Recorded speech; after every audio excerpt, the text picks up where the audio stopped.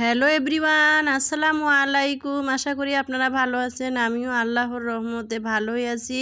তো ঈদ কিভাবে কাটাইলাম, ঈদের দিন কি কি করলাম, কি আয়োজনে ঈদ করলাম, একটু তার আজকের ভিডিওতে থাকতেছে ঈদের দিন কি কি রান্না করলাম। তো আজকের ভিডিওতে থাকতেছে সকালবেলা ঘুম থেকে উঠে একটু সেমাই রান্না করলাম। আর সেমাইটা দেখেন লাচ্চা সেমাই। লাচ্চা সেমাইটা আমাদের ফ্যামিলিতে সবাই পছন্দ করে, তাই লাচ্চা সেমাই খেলাম। আর মানুষ মাত্র তিনজন, তেমন কিছু আয়োজন করতে পারি নাই।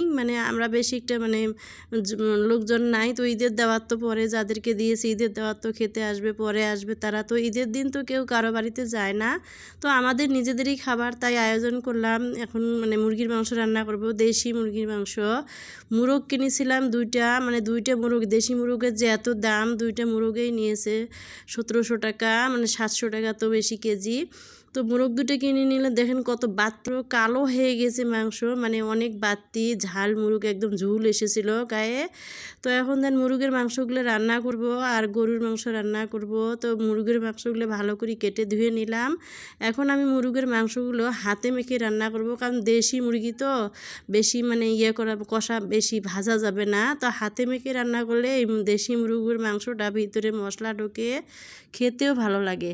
তো দেখেন আমি হাতে মেখে এখন সব কিছু মশলা অ্যাড করে দিলাম। এখন হাতে মেখে ম্যারিনেট করে কিছুক্ষণ রেখে দিব, 15-20 মিনিট। এখন ভালো করে মেখে রেখে দিলাম। কিছুক্ষণ পর আবার চুলে অন করব। চুলে এখনও অন করি নাই, তো পেঁয়াজ দিতে ভুলে গিয়েছিলাম। মুরগির মাংসগুলো মেখে রেখে দিলাম। এখন গরুর মাংসগুলো ভালো করে ম্যারিনেট করব, যাতে ম্যারিনেট করলে মাংসটার অনেক ভালো হয়, স্বাদও হয়, কালারও সুন্দর হয়। দেখেন গায়ে গায়ে রঙটা একদম বসে যায়, খুব দেখতেও সুন্দর হয়।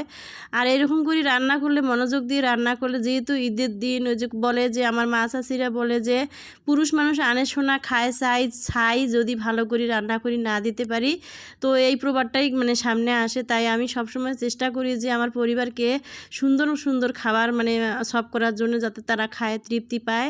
তো আমি সবসময় এই চেষ্টাটাই করি যেন দেখতেও সুন্দর হয়, খেতেও ভালো লাগে। তো আজ ঈদের দিন, দীর্ঘ 1 মাস রোজা রাখার পর, সিয়াম সাধনার পর আজকে একটা খুশির দিন। পরিবারকে সবাইকে আনন্দ দিতে পারলে আমার খুবই ভালো লাগে। তো ভালো করে রান্নাবান্না করে আজকে পরিবেশন করব। তো দেখেন 3টে ডিমও সিদ্ধ করলাম, আর আজকে রান্না হয়ে গেল। এখন সবাই খাইতে বসছে, আমি এখন পরিবেশন করব। আমিও বসেছি। দেখেন এখন রান্না করছি হলো দেশি মুরগির মাংস আর গরুর মাংস, পোলাও, সালাদ, ডিম। আজকে রান্না এটাই, সেমাইও রান্না করছিলাম।